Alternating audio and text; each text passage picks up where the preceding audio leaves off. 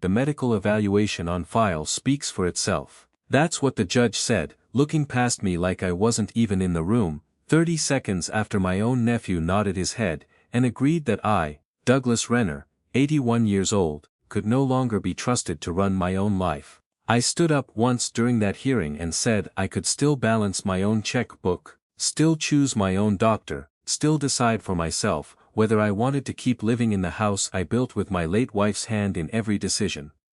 Nobody in that courtroom was really listening.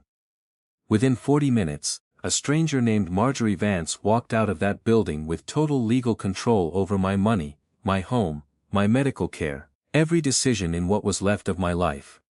And the woman who orchestrated it, I'd met her before, 31 years before. Right before I fired her for stealing from me. If you've ever watched someone you love get pushed aside by people who were supposed to protect them. Stay with me, because what happened over the next 7 months is exactly why stories like this need to be told. Hit subscribe now, because you are not going to believe how far this woman was willing to go, and you're definitely not going to want to miss how it ended for her. 4 years before that hearing, Doug Renner had been the picture of steady independent competence, a man who had built Renner Precision, a machine shop supplying custom tooling parts, from a single rented bay in 1974 into a respected regional business with 14 employees and a reputation for delivering exactly what it promised, on time, every time, for going on 4 decades. He'd met Helen the same year he signed his lease on that first bay, a young schoolteacher, who used to bring him lunch on Fridays because she said, a man who forgot to eat, while chasing a dream, deserved at least one good meal a week, and the two of them had built, over 53 years of marriage, the kind of quiet, unglamorous partnership, where neither one of them could quite remember which ideas had originally been whose. Because by the time they were both in their 70s, the shop and the house and every decision in between belonged to both of them equally, stitched together by decades of small, patient agreement. When Helen was diagnosed with the illness that would eventually take her, Doug did not hesitate for even a single day before deciding he would care for her at home rather than hand that responsibility to strangers in a facility. And for 2 brutal years he did exactly that, learning to manage a rotating schedule of medications with the same careful precision he'd once used to calibrate a lathe, driving her to appointments 3 counties over when the local specialists ran out of answers, sitting up with her on the nights the pain got bad enough that sleep wasn't really an option for either of them. He kept the shop running during those 2 years almost entirely on muscle memory and the goodwill of employees who'd been with him for 20 and 30 years, men like Sam Higgins who quietly picked up whatever slack Doug's attention, understandably, could no longer cover, and if Doug seemed distracted during that stretch, if he occasionally forgot a supplier's callback, or repeated himself at a Rotary lunch, nobody who actually knew him thought twice about it, because a man caring for a dying wife of half a century is allowed to be distracted, and being distracted is not the same thing as being incapable. It was during those same 2 exhausting years that Doug's nephew, Curtis, the son of Doug's own younger brother Frank, who had died of a heart attack a decade earlier, began visiting more frequently than he ever had before, showing up on Saturday mornings with a bag of groceries, or spending an afternoon mowing the lawn while Doug sat with Helen, gestures that struck Doug, at the time, as simply a nephew finally growing up enough to show up for family, the way Doug himself always had. Doug appreciated it genuinely. Told Helen more than once how good it felt to have some of the family stepping up when it mattered, and never once thought to ask, in those early months, why a nephew, who used to call maybe twice a year, once at Christmas and once around Doug's birthday if he remembered, had suddenly become so present in their lives. It would have been easy enough to ask if Doug hadn't had 100 other more urgent things pulling at his attention that year. And it was only much later, with the particular clarity that only comes after disaster, that Doug understood what Curtis himself had been going through during that same stretch of time. Curtis had started a small contracting business 8 years earlier.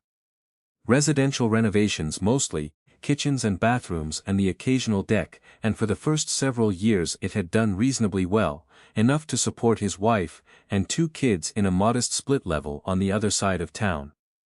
But a series of bad decisions, a truck loan he shouldn't have taken, 2 jobs where clients disputed the final invoice and simply refused to pay the balance, a partnership with another contractor that dissolved messily and expensively, had left Curtis, by the time Helen's illness entered its 2nd year, quietly drowning in a debt he could see no honest way out of, the kind of debt that keeps a man awake doing math in his head at 3 in the morning, the kind that makes him flinch every time the phone rings during dinner. He never told Doug any of this. He never told Helen either. He carried it alone, the way men in his family had always carried things alone, and it was somewhere in that private, exhausting math, Curtis would admit years later, that the prospect of his uncle's eventual estate, the shop that supplied a steady, reliable income even in a bad year, the house on Larchmont Street that Doug and Helen had paid off decades earlier, 4 decades of careful, unglamorous savings that Doug had never once splashed around, but that Curtis, doing the arithmetic on sleepless nights, understood added up to something considerable, began to look, slowly and with a shame he never quite admitted even to himself, less like a distant family inheritance, and more like an answer, sitting there waiting, if only nature would move a little faster than it seemed inclined to. Helen died on a quiet, Tuesday morning in October, 4 years before that courtroom hearing, with Doug holding her hand in the same bedroom where they'd raised 2 children, who now lived out of state, and for the first several months of his grief, Doug simply tried to survive each ordinary day. The shop his one remaining anchor, Sam Higgins, and the rest of the crew giving him room to grieve without ever once making him feel like the business needed him to be anything other than exactly as sad as he was. It was into that grief, into that specific, vulnerable stretch of a widower's first year alone, that Curtis, gently and with what looked, on the surface, like nothing but love, suggested his uncle might benefit from a support group for people who'd spent years caregiving, a suggestion that seemed, at the time, like the kindest thing anyone had said to Doug in months. The support group met every Tuesday evening in the basement of a Presbyterian church, downtown, folding chairs arranged in a loose circle around a coffee urn that had clearly seen better decades. And Doug went the first time, mostly to make Curtis happy, expecting little more than an hour of strangers, talking about grief he already understood better than any of them could tell him. It was there, on his 2nd visit, that he first noticed a woman sitting near the coffee urn, 70-something, silver hair pulled back neatly, wearing the kind of soft cardigan that seemed designed specifically to look warm and unthreatening, who introduced herself when it came around to her turn as Marjorie Vance, a professional patient advocate and elder care consultant, who volunteered with the group because she understood, from personal experience, exactly what everyone in that basement was carrying. She told the circle, in a voice that cracked at just the right moment, that she had cared for her own mother for 9 years before losing her, that she remembered the specific, bone-deep exhaustion of being the only person standing between someone you loved and a world that seemed determined to fail them. The endless paperwork, the doctors who did call back, the family members who meant well but never actually showed up to help carry the weight. Doug remembered thinking, walking to his car that first night, that it was rare to meet someone who understood grief with that kind of precision, and he found himself, over the following weeks, genuinely looking forward to Tuesday evenings, in a way he hadn't expected. Marjorie was good at her job, in the sense that mattered for what she was actually doing, which was listening far more than she ever spoke, drawing people out gently, remembering small details from one week to the next, asking Doug, on his 4th or 5th visit, how the shop was holding up now that he was managing it essentially alone, whether he had good people around him he could lean on, whether Curtis was around much to help. Doug, flattered by the attention, and grateful for someone who seemed to genuinely care about the details of his life, rather than simply offering the usual condolences and changing the subject, told her more than he probably would have told a stranger under any other circumstances about the shop's finances, about the house on Larchmont Street he and Helen had paid off years earlier, about how Curtis had been coming around so much more since Helen got sick. Marjorie listened to all of it with the same warm, patient attention, and it was only weeks later, sitting in the church parking lot after one of the meetings, that Doug noticed her lingering by Curtis's truck. The two of them talking, quietly for several minutes in a way that struck Doug, at the time, as nothing more than two people, who both cared about him, comparing notes, a thought he dismissed easily enough, because it never once occurred to him, that autumn, that there was anything to be suspicious of. It was in their fourth or fifth actual conversation, one Tuesday evening when the meeting ran long and most everyone else had already left, that something about Marjorie began nagging quietly at the back of Doug's mind, not anything she said exactly, but the particular way she tilted her head slightly to one side, while she listened. A small, distinctive gesture that felt oddly, uncomfortably familiar in a way Doug couldn't immediately place, the way a half-remembered song sometimes surfaces without any of its words attached. He let it go that night, told himself he was imagining things, that grief made a man see ghosts in ordinary strangers sometimes, but the feeling didn't fully leave him, and it was several weeks later, home alone on a rainy Sunday afternoon, going through old shop records in the back office looking for a warranty document a longtime customer needed reissued, that Doug found himself flipping past a personnel file far older than the one he was looking for, a thin manila folder from 1991, and stopped cold at the name typed across the tab. Marjorie Voss. It came back to him in pieces, the way old memories do when you haven't touched them in 30 years. Marjorie Voss had been his bookkeeper for 3 years in the early 90s, sharp and capable, and, for most of her tenure, entirely trustworthy, right up until a bank reconciliations, in the spring of 1994, refused to add up no matter how many times. Doug ran the numbers himself. He'd spent 2 sleepless weeks, quietly going through every vendor invoice against every payment record, before he finally understood what he was looking at, a pattern of small, careful discrepancies, stretching back over 2 years, money skimmed off vendor payments and redirected through an account Marjorie controlled. Never enough in any single month to trigger an obvious red flag, but enough, added up across 2 years, to amount to a genuine theft. Doug had confronted her directly, in this same back office, and she had not denied it, had cried, actually, and begged him not to press charges, told him she'd made a terrible mistake during a hard year in her own life and would pay every dollar back if he'd only let her go quietly. Doug, not wanting the ugliness or the publicity of a criminal trial, not wanting his own name dragged through a courtroom over a bookkeeper's theft, had agreed to a private restitution arrangement instead, fired her without a formal police report,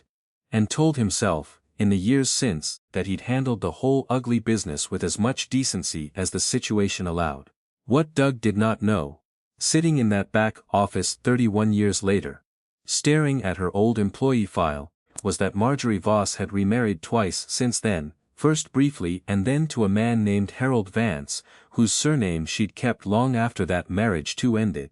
and had spent the intervening decades quietly rebuilding an entirely new professional life, first as a hospital social worker for a decade, and then, more recently and considerably more lucratively,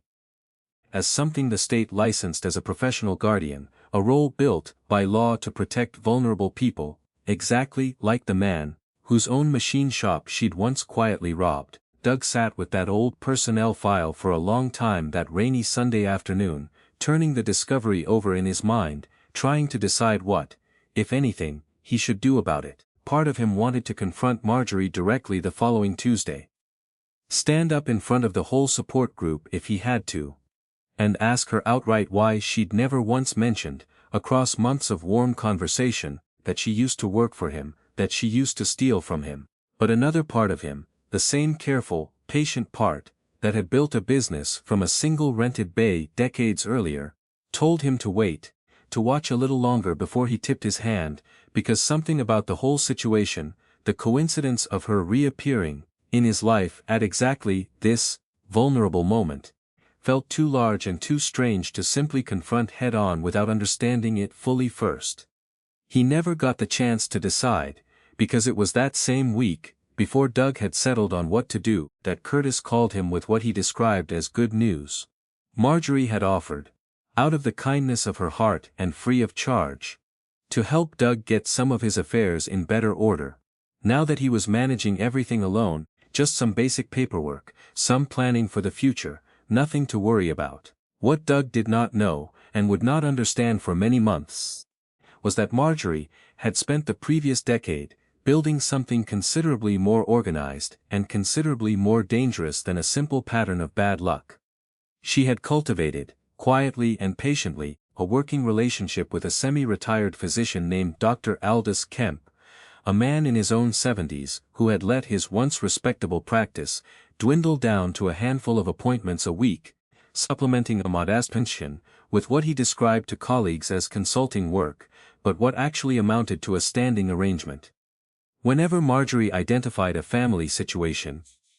ripe for a guardianship petition, Dr. Kemp would conduct a brief incapacity evaluation, typically 20 minutes, sometimes less, and produce a written assessment that reliably found exactly the degree of impairment necessary to satisfy whatever a judge would need to see, all for a flat referral fee that neither of them ever formally documented as compensation tied to a specific outcome, because documenting it that way would have made the whole arrangement impossible to defend if anyone ever looked closely enough to ask. Curtis, for his part, had spent those same weeks in a state of quiet, escalating anxiety that Marjorie, whether by design or simply because she was good at reading people, seemed to sense and gently work with rather than against.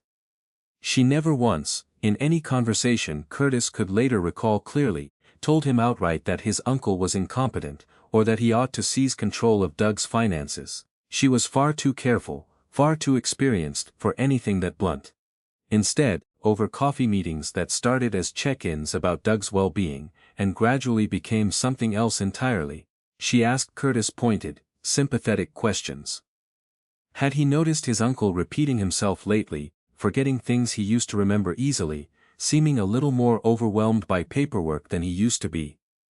Curtis, exhausted by his own hidden debt, and genuinely worried about his uncle in the ordinary way any nephew might be after watching him lose a wife of 53 years, found himself agreeing, a little at a time, that yes, now that she mentioned it, Dad, he sometimes still called Doug that by accident, the way he had as a child, did seem to be struggling more than he let on. Marjorie let those small agreements accumulate for months before she ever mentioned the word guardianship at all. And when she finally did raise it, she framed it not as an accusation but as protection, told Curtis that she had seen too many good proud men like his uncle fall victim to scam artists and predatory contractors, precisely because their families were too afraid to have the hard conversation before something terrible happened, that a court-supervised guardianship, properly and compassionately managed, could actually preserve his uncle's dignity by ensuring someone trustworthy was watching over decisions he might no longer be fully equipped to make alone. She never mentioned, of course, that she herself intended to be the one appointed, framing that detail, when it finally came up, as simply the most convenient and least disruptive option available, since she already knew the family and understood the situation better than any stranger the court might otherwise assign. By the time Curtis finally agreed,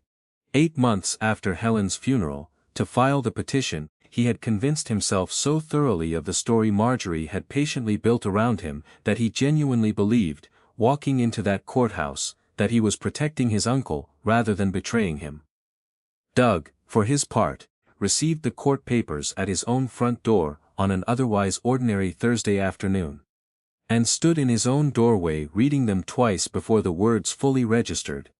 A formal legal filing asking the court to declare him incapacitated and appoint a guardian to manage his affairs, his own nephew's name listed as the petitioner. He called Curtis immediately, voice shaking with a mixture of confusion and betrayal he'd never once expected to feel toward his brother's son, and Curtis, clearly coached and clearly uncomfortable with his own performance, told him this was for his own protection, that Doug would understand once he met with the court-appointed evaluator, that nobody was trying to hurt him.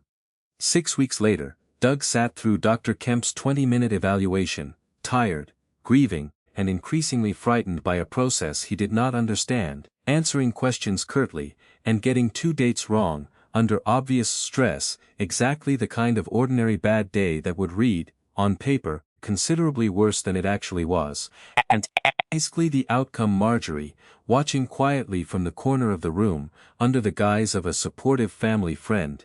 had been counting on all along. Once the guardianship order was signed, Marjorie moved with the same patient, methodical thoroughness she'd once applied to skimming vendor payments 3 decades earlier. Except now she had a court order behind her instead of a bookkeeper's careful discretion, and the difference in what that made possible was staggering.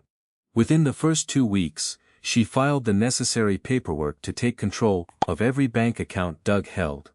froze his personal credit cards, and installed herself as the sole authorized signer on the business account for Renner Precision, informing Sam Higgins and the rest of the shop's staff, in a brief, professionally worded letter, that all financial decisions for the company would now run through her office. Sam, confused and alarmed, tried calling Doug directly the same week, only to be told by an assistant at Marjorie's office that Mr. Renner was currently unavailable, and that any business concerns should be directed to Ms. Vance going forward, a wall Sam would spend the next several months trying, mostly without success, to find his way around. The sale of the shop itself came next, and it came fast. Marjorie retained a business broker she had apparently worked with before, a fact that would only surface much later during the investigation. And within 4 months of the guardianship order, Renner Precision, the business Doug had spent 38 years building from a single rented bay, had been sold to a competitor 2 towns over. Sam Higgins, who had worked the floor for 26 years, and understood the value of every machine on it better than almost anyone alive,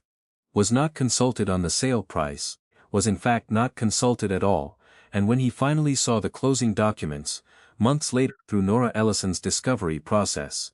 he told Doug privately that the number made him feel physically ill, a price he believed was at least a third below what the business, its equipment, and its long-standing client contracts were genuinely worth on the open market. The proceeds from that sale, along with Doug's liquidated savings accounts, moved into a conservatorship account that Marjorie alone controlled, an account from which she began drawing what state law described as reasonable conservations for guardian services. Doug's living situation changed. Just as quickly, 6 weeks after the hearing, Marjorie arranged for him to be moved out of the house on Larchmont Street, the house where he'd raised 2 children and buried a wife of 53 years, and into Meadowbrook Assisted Living, a modest facility, 2 counties over, that Doug had never once heard of before that week. What nobody outside Marjorie's own circle knew at the time was that Meadowbrook paid her a placement referral fee for every guardianship client she steered into its rooms, a quiet financial arrangement that never appeared on any public disclosure form, and that was only surface much later, buried in the facility's own licensing paperwork. Doug's personal belongings were packed by a moving company Marjorie hired without his input, most of his furniture sold or donated because the facility room, she explained, in a brief visit that lasted less than 10 minutes, simply couldn't accommodate a full household's worth of possessions. Doug watched strangers carry Helen's old sewing table out of the house he'd shared with her for 41 years and felt,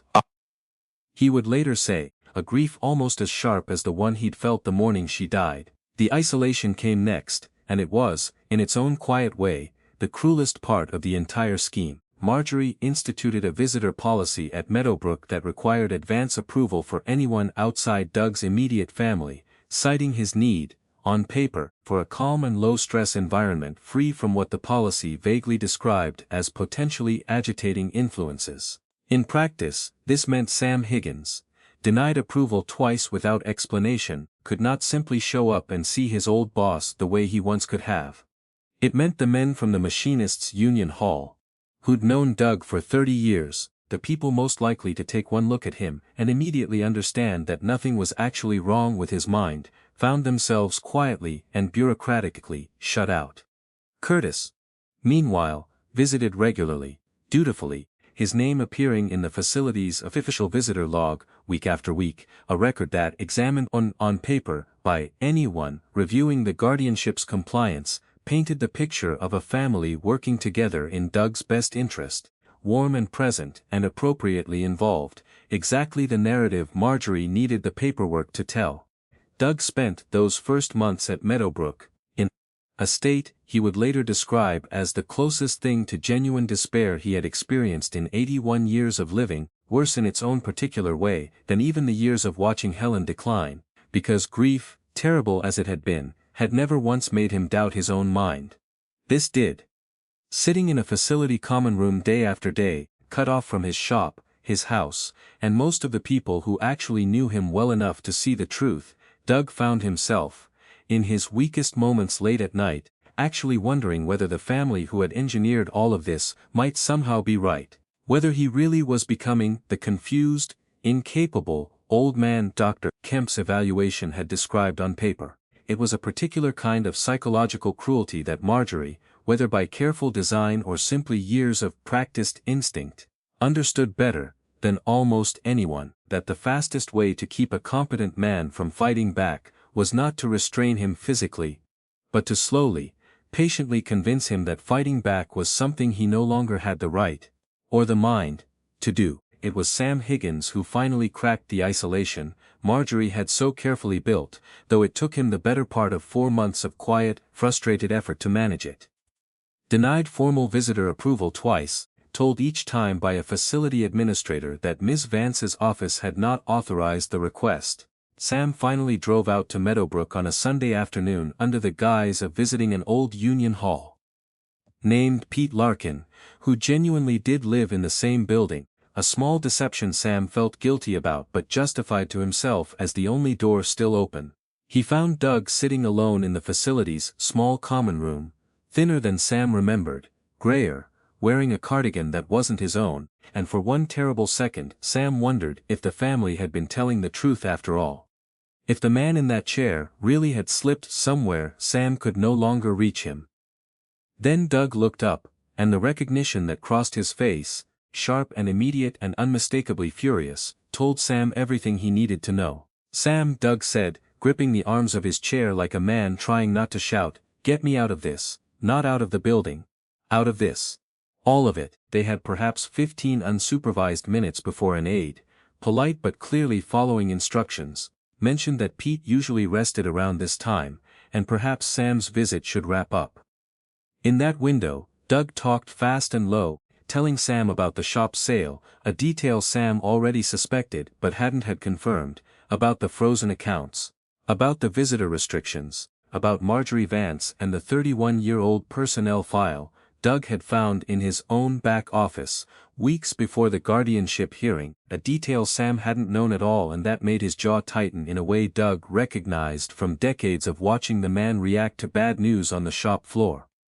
"I need a lawyer," Doug told him. "The kind who handles exactly this, and I need you to find one quietly, because if Curtis or that woman gets wind of it before it's ready, they'll move me somewhere I can't be found at all." Sam left that visit and spent the following 2 weeks making calls he'd never expected to make in his life, working his way through a small network of contacts, a cousin who worked in county records, an old customer who happened to be a retired judge, until he finally landed on a name that came recommended twice independently within the same week. Nora Ellison, an elder rights attorney, with a reputation, Sam was told, for taking apart guardianship cases that looked clean on paper and weren't clean at all underneath.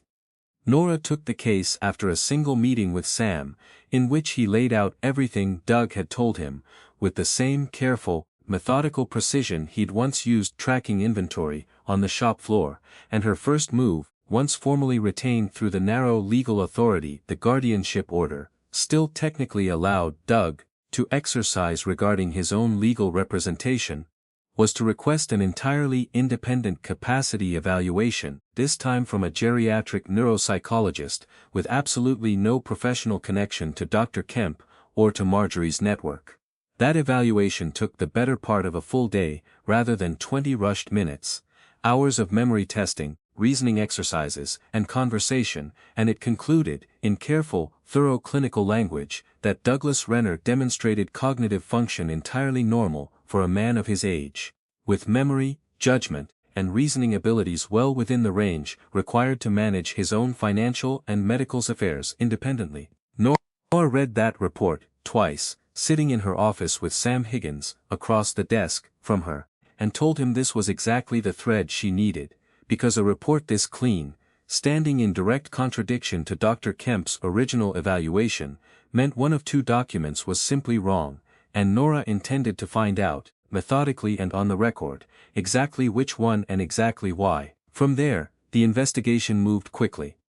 Nora requested Marjorie's full guardianship caseload through the county court's public records, a request that, once fulfilled, revealed a pattern too consistent to be coincidence. 11 prior guardianships across 9 years, nearly everyone involving a petitioning family member, with some documented history of financial distress, nearly every incapacity evaluation conducted by the same Dr. Aldous Kemp, and in at least 6 of those 11 cases, the ward's primary asset, a home or a small business, sold within the first 6 months at a price that independent appraisals, Nora, FOCO commissioned for comparison showed, was meaningfully below fair market value. She also uncovered, through a records request to Meadowbrook's own licensing file, the placement referral fee arrangement between the facility and Marjorie, a financial relationship that had never once been disclosed as required. 7 months after the original hearing, that had stripped Doug of his own voice, Nora filed a formal petition to terminate the guardianship entirely, and the confrontation that followed took place in a courtroom considerably fuller than the one Doug remembered from that first empty February morning. Marjorie arrived composed, in a navy suit not unlike the one she'd worn to that very first support group meeting, and held that composure through the independent evaluation.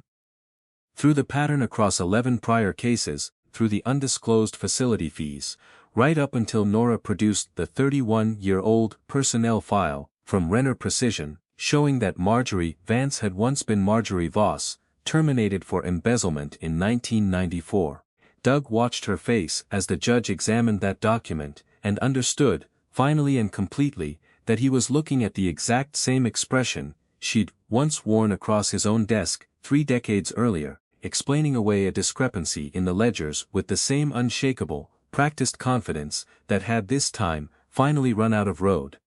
The judge held the personnel file in her hands for a long moment, reading it twice, then set it down on the bench and looked directly at Marjorie Vance for the first time since the hearing began.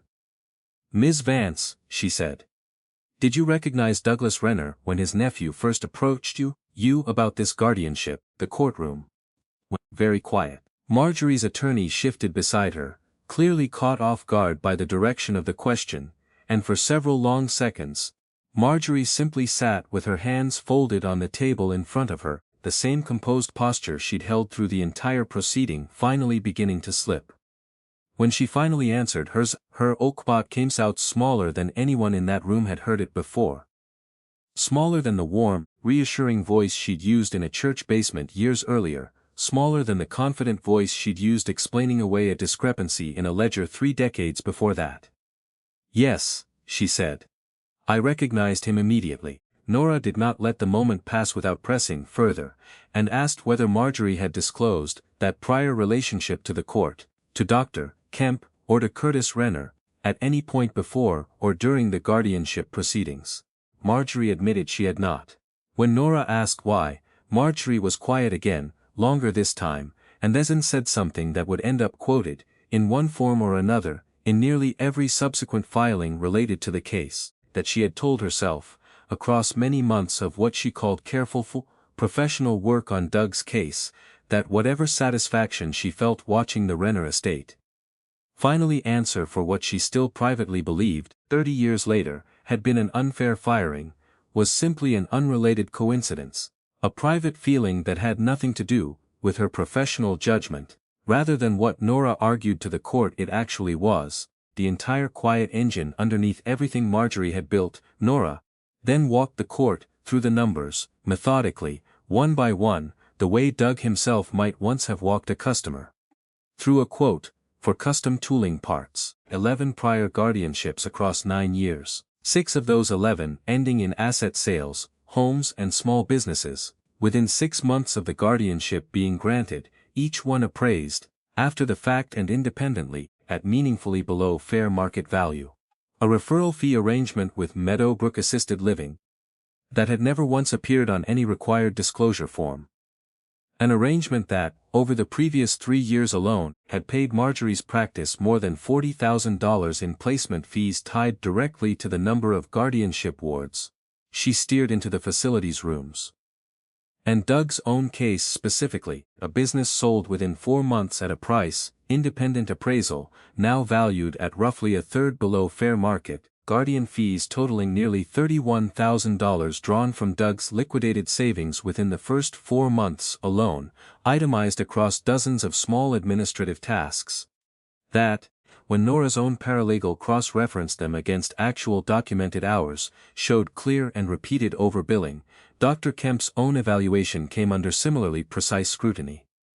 The independent neuropsychologist's report, Nora reminded the court, had taken the better part of a full day of testing and observation.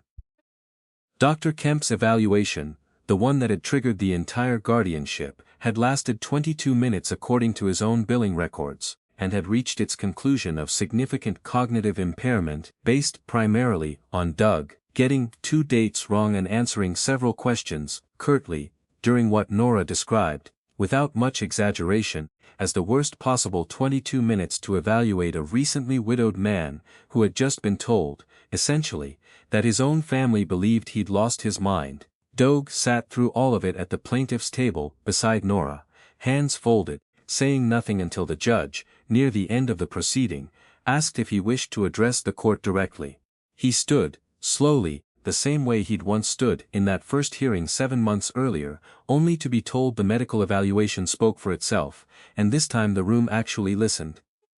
"I built a business for 38 years, he said, out of nothing but a rented bay and a willingness to do things carefully and honestly, one step at a time. I buried a wife I loved for 53 years, without ever once losing my mind over it, no matter how much it hurt. And I spent 7 months in a room 2 counties from my own house being told, gently, over and over, that I could no longer be trusted to know my own name. I'd like the court to understand that what happened to me wasn't a mistake, it was a plan, and the only reason anyone is hearing about it today is that one man I've known for 26 years refused to stop asking questions." The judge, when she finally spoke again, said she had reviewed enough guardianship cases in her career to recognize genuine abuse when the pattern was laid out this clearly, and that Doug's case, standing alongside the other 11, represented exactly the kind of exploitation the guardianship system existed to prevent, not enable. She noted, for the record, that the combination of factors before her, the undisclosed prior relationship, the pattern of similarly structured cases, the undisclosed financial arrangement with the facility, and the stark contrast between the 2 capacity evaluations, left her with no reasonable doubt that the original guardianship had been obtained through misrepresentation rather than genuine medical necessity. Nora requested, and the judge granted, an immediate order freezing any further transactions from Doug's conservatorship account pending a full financial audit, a step that would ultimately determine exactly how much of Doug's estate could still be recovered and exactly how much restitution Marjorie Vance would be required to pay. The judge terminated the guardianship that same day, restoring Doug's full legal authority over every decision in his own life, effective immediately, a ruling that meant Doug walked out of that courtroom able, for the first time in 7 months, to choose his own doctor, sign his own checks, and decide for himself where he wanted to sleep that night. The court also ordered a complete forensic accounting of every dollar that had moved through the conservatorship account during Marjorie's tenure, a process that took Nora's office and a forensic accountant nearly 4 months to complete. Cross-referencing every itemized guardian fee against actual documented hours, were every disbursement against a legitimate corresponding need. What that audit revealed went beyond what even Nora had expected. Of the roughly $31,000 in guardian fees, drawn in just the first 4 months, the audit could substantiate legitimate work accounting for barely a third of that amount, the rest built from padded hourly entries, duplicate charges for the same administrative task, billed to multiple line items, and fees for services, like a weekly wellness check call, that facility records showed had simply never taken place at all. The court ordered Marjorie to repay the improperly billed amount in full, with interest, a judgment that, combined with the broader financial picture the case was uncovering, effectively wiped out a significant portion of the guardianship business she had built over the previous decade. But the financial judgment was, in the end, the smaller of the two consequences she faced. Nora's office formally referred the entire case, including the pattern evidence across all 11 of Marjorie's prior guardianships, to the state's Guardianship Licensing Board, a body that, once it reviewed the full file, moved with unusual speed for a bureaucratic process, permanently revoking Marjorie's professional guardian's license within 4 months and barring her from ever again petitioning to serve in that capacity anywhere in the state. The board's written decision, a copy of which Nora shared with Doug once it became public record, described Marjorie's conduct as a sustained and deliberate pattern of exploitation carried out under the deliberate misuse of a position of court-appointed trust, language Doug read twice, sitting in his own kitchen on Larchmont Street, and found himself feeling less triumphant than simply, quietly relieved that the words had finally been said by somebody with the authority to make them matter. The criminal side of the case moved more slowly, as these things generally do, but it moved. The State Attorney General's office, reviewing the Guardianship Board's findings alongside Nora's civil case file, opened a formal investigation into exploitation of a vulnerable adult, a charge that, combined with the financial patterns across all 11 of Marjorie's cases, carried enough weight that her own criminal defense attorney recommended, after reviewing the evidence against her, that she seriously consider a plea agreement rather than risk a jury trial. 18 months after the day the guardianship was terminated, Marjorie Vance pleaded guilty to 1 count of exploitation of a vulnerable adult and 2 related counts of fraud, receiving a sentence of 5 years of probation, a restitution order covering the full amount owed to Doug beyond what the had already recovered, and a permanent bar from working in any capacity involving elder care, financial management, or court-appointed fiduciary services anywhere in the state for the remainder of her life. Dr. Aldous Kemp did not escape the fallout either. Once the pattern of hurried, favorably timed evaluations across Marjorie's 11 cases came fully to light during the licensing board's investigation, the State Medical Board opened its own formal inquiry into his practice, examining not just Doug's case but the other evaluations tied to the same guardianship pattern. Rather than contest a hearing he had, by his own attorney's private admission, very little chance of winning, Dr. Kemp voluntarily surrendered his medical license, ending a 40-year career in the same quiet, undramatic way it had apparently spent its final decade quietly compromised. Nora's civil case against Marjorie's remaining assets also secured Doug a substantial settlement covering the gap between what Renner Precision had actually sold for and what independent appraisal determined it had genuinely been worth, a recovery that, while it could never fully restore what the shop might have grown into had it stayed in Doug's hands, those extra years gave him back a meaningful measure of the financial security that had been taken from him. The buyer of the shop, once informed of the full circumstances of the sale, agreed, at Nora's urging and somewhat to everyone's surprise, to bring Doug on in a paid consulting role, a gesture that felt to Doug, when he first heard about it, like a strange kind of grace he hadn't expected from a stranger who owed him nothing at all. Sam Higgins, who had never once stopped fighting for his old boss, through every one of those 7 isolated months, stayed on at the shop under the new ownership, and would, within the year, be the one to first suggest that Doug come back around, not to run the place again, but simply to be present in it, the way a man deserves to be present in the fetid life he spent 38 years building. It took Doug nearly a full year to make any real peace with Curtis's role in what had happened, and for the first several months after the guardianship was terminated, the two of them barely spoke at all, beyond the bare minimum required by the legal proceedings still working their way through the courts. Curtis reached out several times during those months, awkward, halting phone calls that Doug, mostly, let go to voicemail, not out of cruelty but because he genuinely did not yet know what he wanted to say to the nephew who had signed the paperwork that took away his voice for 7 months. It was Curtis's wife, Renee, who finally arranged the dinner that broke the silence, calling Doug, directly on a Sunday afternoon in early spring, and asking, gently but without excuses for her husband, whether Doug would be willing to sit down with Curtis, just once. Not to forgive him necessarily, but simply to let him say what he'd apparently been carrying for months and hadn't found the courage to say out loud. Doug agreed. Mostly out of curiosity about what exactly Curtis thought there was left to say, and the two of them met at a diner on Route 9 that neither of them had any particular history with, neutral ground, the kind of place where a hard conversation could happen, without the weight of old memories pressing down on every corner of the room. Curtis looked, Doug thought, older than he had, a year earlier, the particular tired, hollowed-out look of a man who had spent months sitting with something he couldn't quite forgive himself for either. He didn't waste time on small talk. I need to say this straight through, or I won't get through it at all. Curtis told him, hands wrapped around a coffee cup he wasn't drinking. I knew, somewhere underneath everything I was telling myself, that I was choosing my own mess over you.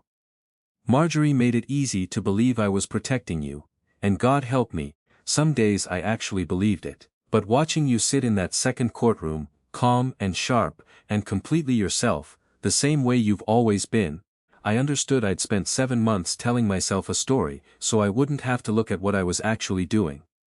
That's the most ashamed I've ever been of anything in my life.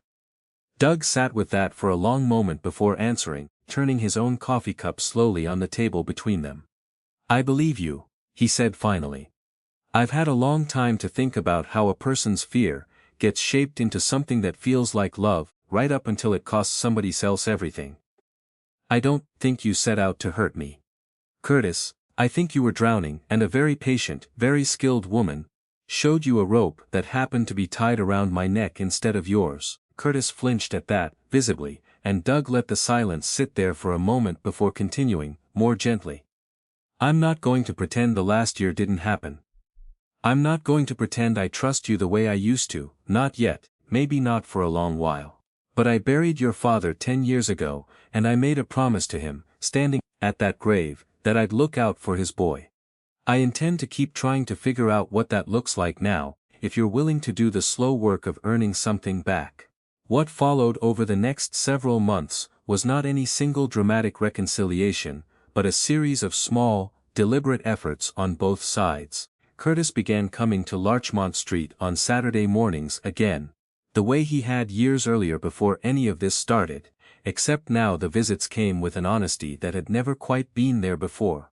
Curtis talking openly, for the first time, about the debt that had started the whole disaster, about the gambling and bad business decisions he'd been too proud and too frightened to admit to anyone.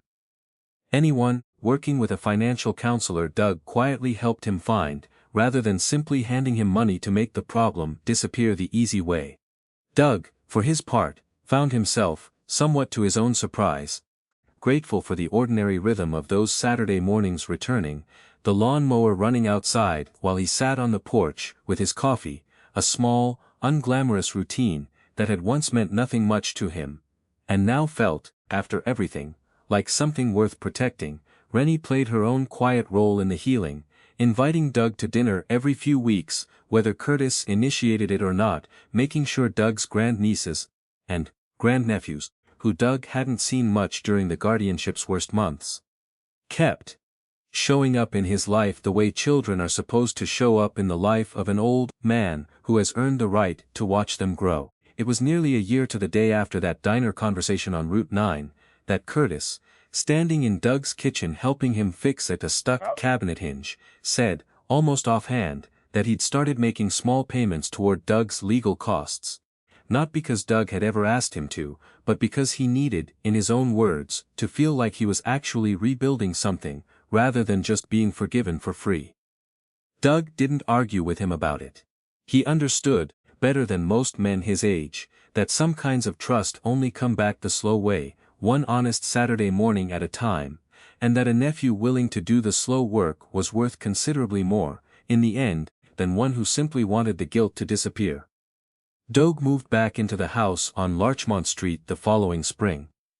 A full 18 months after the day he'd first sat in that nearly empty courtroom and listened to a judge decide his life belonged to someone else.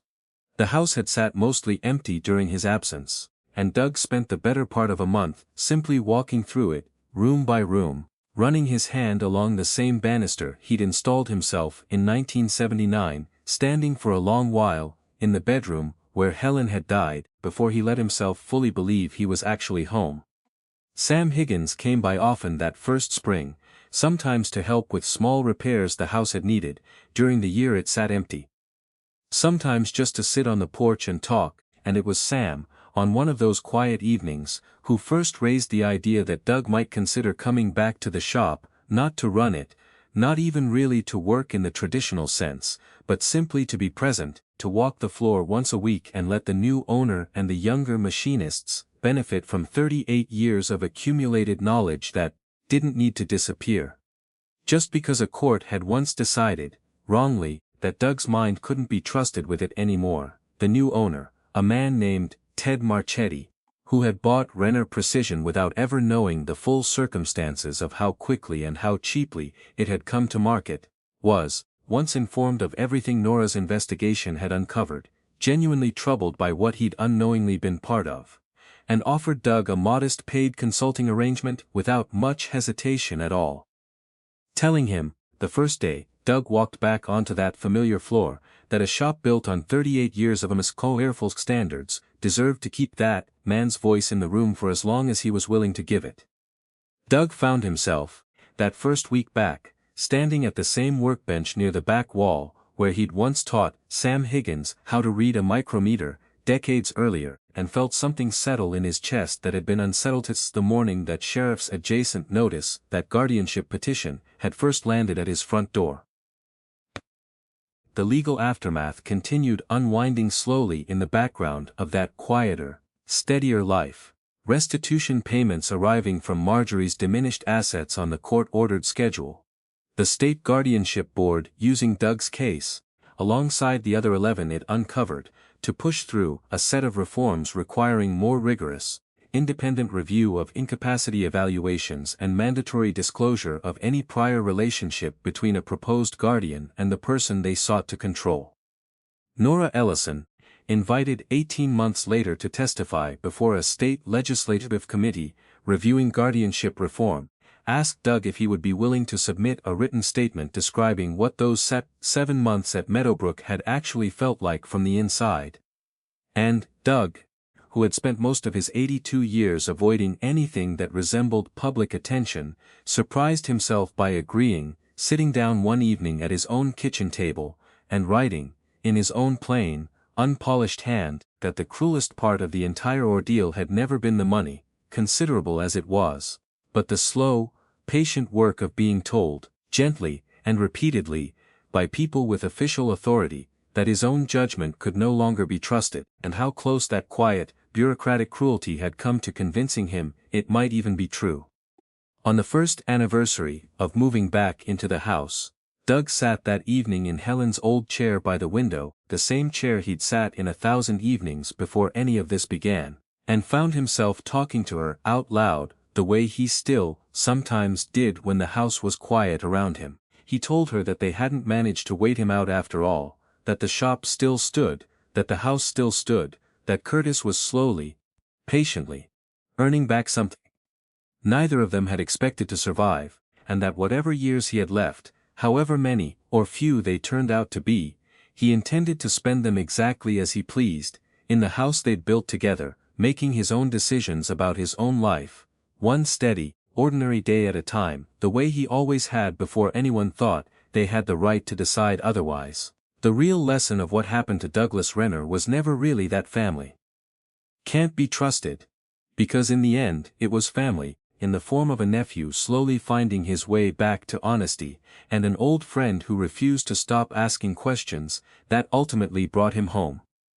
The lesson, if there was one worth carrying forward, was that the people who love us most can still be shaped, patiently and skillfully, by someone who understands exactly which fears to press on, and that even the most well-intentioned safeguards a society builds, courts, evaluations, licensed professionals, can be quietly turned into instruments of exactly the harm they were designed to prevent, if nobody stops to ask the one uncomfortable question underneath all the paperwork. who actually benefits if this old man simply stops being believed? In Doug's case, the answer to that question had been sitting in a 31-year-old personnel file the whole time, waiting for someone patient enough, and one honest phone call away, to finally go looking for it.